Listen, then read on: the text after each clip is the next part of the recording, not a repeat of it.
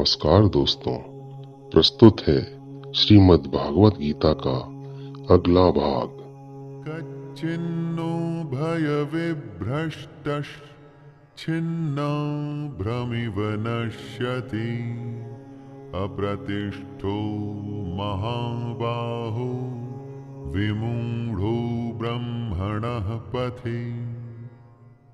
अर्जुन कृष्ण से प्रश्न कर रहे हैं कि जो पुरुष योग के रास्ते पर तो चला था, लेकिन रास्ते में ही पथ भ्रष्ट हो गया, मन को वश में नहीं कर पाया, तो उसका क्या होगा। अर्जुन कहते हैं, हे महाबाहो, क्या वो भगवान को प्राप्त करने के रास्ते में जो पुरुष मोहित हो गया, तो वो आसमान के बिखरे हुए बादल की ही तरह नष्ट हो जाएगा। मुश्किल रास्ते में डर तो लगता ही है, क्या पता रास्ते में क्या होगा। इसी डर को, इसी संशय को अर्जुन कृष्ण से पूछ रहे हैं। जिसने योग शुरू तो किया, लेकिन बीच में ही अगर वो रास्ता भूल गया, जिससे योग छूट गया, तो उसका क्या होगा। क्या वो नष्ट हो जाएगा। एतन्मे संशयं कृष्ण छेत्तुर्मर्हस्य शेषतः त्वदन्यः संशयस्यास्य छेत्तानायुपपद्यते। योग से जुड़े अपने प्रश्न को पूरा करते हुए अर्जुन कहते हैं, हे कृष्ण, मेरे इस संशय को सिर्फ आप ही दूर करने योग्य हैं, क्योंकि आपके सिवा दूसरा इसका उत्तर देने वाला मिलना संभव नहीं है। दोस्तों, अर्जुन जानते हैं कि उसके सामने साक्षात ईश्वर है, वो ईश्वर जो मनुष्यों के बीच मनुष्यों के युद्ध में खड़ा है और युद्ध करने की सलाह दे रहा है। अर्जुन को पता है कि कृष्ण से बड़ा कोई ज्ञानी नहीं। जो कृष्ण ने कह दिया वही अंतिम सत्य है। इस प्रश्न में एक तरह से अर्जुन का प्रणाम है कृष्ण को। श्री भगवानुवाच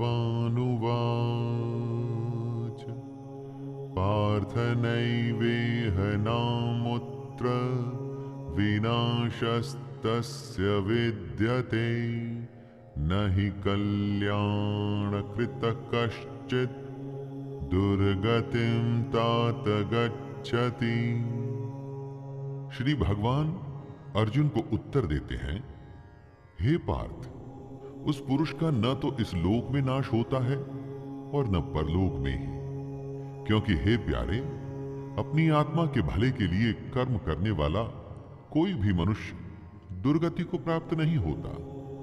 जिसने योग शुरू किया, लेकिन बेचारा मन को वश में नहीं कर पाया, तो उसका क्या होगा। क्या वो नष्ट हो जाएगा। दोस्तों, यही प्रश्न था अर्जुन का, और उत्तर में कृष्ण कहते हैं कि जिसने आत्मा की भलाई का रास्ता चुना है, जो भगवान को जानना चाहता है, उसका कभी नाश नहीं हो सकता। दोनों लोकों में उसका बुरा हो ही नहीं सकता। सही भी है दोस्तों, भगवान को पाने के रास्ते में जो चलता है ना, उसका बुरा हो भी कैसे सकता है। प्राप्य पुण्य कृतां लोकान् उषित्वा शाश्वतिः समाः शुचीनां श्रीमतां गेहे योगभ्रष्टोऽभिजायते। जिसने योग शुरू तो किया, लेकिन बीच में ही छोड़ दिया, ऐसे पुरुष को कृष्ण योग भ्रष्ट कहते हैं। वो आगे कहते हैं कि ऐसा पुरुष नष्ट नहीं होता, बल्कि स्वर्ग को प्राप्त होता है। स्वर्ग में कई सालों तक रहने के बाद वो शुद्ध आचरण वाले श्रीमान पुरुषों के घर में जन्म लेता है। हम जहां जन्म लेते हैं, उसी के साथ हमारा भाग्य और हमारा जीवन जुड़ जाता है। सबको लगता है कि अगर वो किसी अच्छे घर में जन्म लेते तो क्या उनका जीवन अच्छा होता। दोस्तों, कृष्ण का कहना है कि अच्छे कर्मों का नतीजा ही अच्छा होता है। अगर आपने अच्छा कर्म शुरू किया, जैसे कि योग, लेकिन अगर वो छूट भी गया, तो चिंता की कोई बात नहीं। अगला जन्म एक अच्छे घर में ही होगा। अथवा योगिनामेव कुले भवति धीमताम् एतद्धि दुर्लभतरं लोके जन्म यदीदृशम्। जैसी संगत वैसी रंगत। जिस माहौल में आप होते हैं उसी के जैसे बन जाते हैं। कृष्ण कहते हैं कि जो पुरुष योग पथ पे चला था लेकिन रास्ते में भ्रष्ट हो गया तो भी उसके उत्तम कर्म वेस्ट नहीं जाएंगे। पहले वो स्वर्ग जाएगा और उसके बाद अगले जन्म में ज्ञानवान योगियों के कुल में जन्म लेगा। कृष्ण आगे कहते हैं कि हमारा जो ये जन्म है वो निसंदेह अत्यंत दुर्लभ है, उसे बेकार नहीं करना चाहिए। दोस्तों, कृष्ण की कई बातों पर चलने में सिर्फ चांदी ही चांदी है। उनके बताए योग पे आप सच्चे मन से चलिए, पार हो गए तो भगवान मिल जाएगा। बीच में ही कहीं रुक गए, अटक गए तो भी उसका फायदा अगले जन्म में तो जरूर मिलेगा। तत्र तं बुद्धि संयोगं लभते पौर्वदेहिकं यतते च ततो भूयः संसिद्धौ कुरु नंदन। अगर सच्चे मन से आप योग के रास्ते पर चलते हुए मन को वश में करने की कोशिश कर रहे थे लेकिन किसी कारण वो अधूरा रह गया तो घबराने की जरूरत नहीं। आपके संग्रह किए हुए योग के संस्कार खत्म नहीं होंगे। अगले जन्म में भी वो संस्कार आप में रहेंगे और अपना सफर आप उसके आगे से शुरू कर पाएंगे। फिर से जब आप योग शुरू करेंगे तो पिछला अर्जित किया हुआ ज्ञान आपकी बुद्धि में निहित रहेगा, आप में समाया रहेगा। तो फिर फिक्र कैसी? कृष्ण को सुनिए, उसके योग में लग जाइए। ये जन्म भी सुधरेगा और अगला भी। पूर्वाभ्यासेन तेनैव ह्रियते ह्यवशोऽपि सः जिज्ञासुरपि योगस्य शब्द ब्रह्माति वर्तते। जिस पुरुष ने पिछले जन्म में योग की प्रैक्टिस की थी वो अगले जन्म में अपने आप ही योग और भगवान की तरफ आकर्षित होता है। इसे ही पिछले जन्म के संस्कार कहते हैं दोस्तों। वो अगले जन्म में किसी ज्ञानी के घर में ही जन्म लेता है। उसके मन में अपने आप ही ज्ञान की जिज्ञासा रहती है। वो फिर से उस कोशिश में लग जाता है। पिछले जन्म में अधूरी रह गई थी जो बात, उसी बात पे वो फिर से लग जाता है। सीधी सी बात इतनी है दोस्तों कि अगर आप अच्छे काम करेंगे, सच्चे मन से करेंगे, फल में लगाव नहीं रखेंगे तो आपकी कोई भी कोशिश कभी भी बेकार नहीं जाएगी। उसका असर कभी न कभी तो दिखेगा ही। इस जन्म में अगर आप हार भी गए तो अगले जन्म में जीत अवश्य होगी।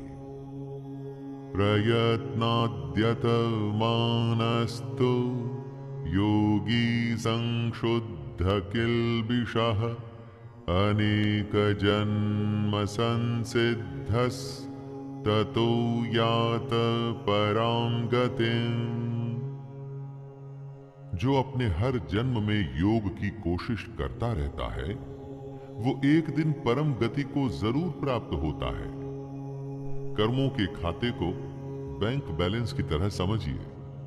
अच्छा जमा होता रहता है और बुरा घटता रहता है।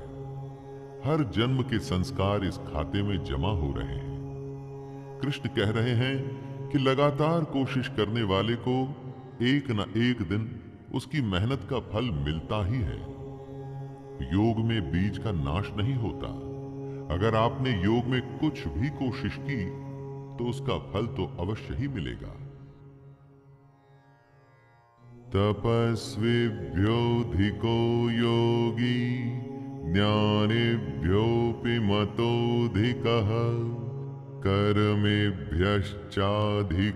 योगी तस्माद् योगी भवार्जुन। योगी तपस्वियों से भी श्रेष्ठ होता है, शास्त्र को जानने वालों से भी श्रेष्ठ माना जाता है उसे। जो सकाम काम करता है उनसे भी योगी श्रेष्ठ होता है। कृष्ण कहते हैं, हे अर्जुन, तू योगी हो।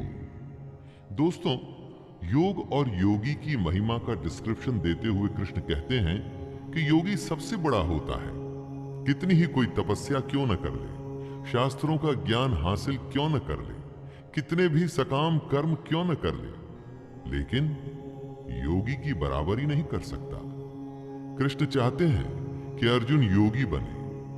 दोस्तों, हमें भी योग को समझ उसे अपने जीवन में उतारकर योगी बनने की कोशिश करनी चाहिए। योगिनामपि सर्वेषां मद्गतेनान्तरात्मना श्रद्धावान् भजते यो मां स मे युक्ततमो मतः। जितने भी योगी होते हैं ना, उनमें से सबसे श्रद्धावान योगी अपनी आत्मा से मुझको निरंतर भजता है। वह योगी मुझे परम श्रेष्ठ मान्य है। कृष्ण जी ने अपनी प्रेफरेंस बताई है। दोस्तों, भजन दिखावे की चीज नहीं होती, इसका प्रदर्शन नहीं करना चाहिए। आपके आसपास के लोगों को शायद ये अच्छा लगे, लेकिन भगवान को बिल्कुल अच्छा नहीं लगता ये सब। यही कृष्ण भी कह रहे हैं। जो अपने अंतःकरण से, अपनी आत्मा से मुझको भजता है, कृष्ण को आपको सिर्फ अपने मन में रखना है। उसकी फोटो गले में टांग के नहीं घूमना, उसका टैटू नहीं करवाना है, उसकी बताई बातों पर चलना है, उसके योग को साधना है। तभी तो आप उसके प्रिय होंगे और तभी आपको वो सारी चीजें प्राप्त होंगी जो आप चाहते हैं। दोस्तों, ये था 6वां अध्याय, जिसमें कृष्ण ने योग और योगी की विशेषताओं के बारे में बात की। हमें समझाया कि योग क्या होता है, कैसे होता है, और अगर शुरू किया जाए तो कैसे कई जन्मों तक चलता है। आइए अब फिर से मुलाकात होगी 7वें अध्याय में। दोस्तों, अभी के लिए इतना ही। आगे की कथा अगले भाग में।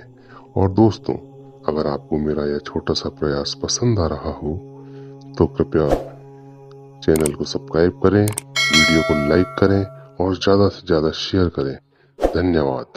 जय श्री कृष्ण।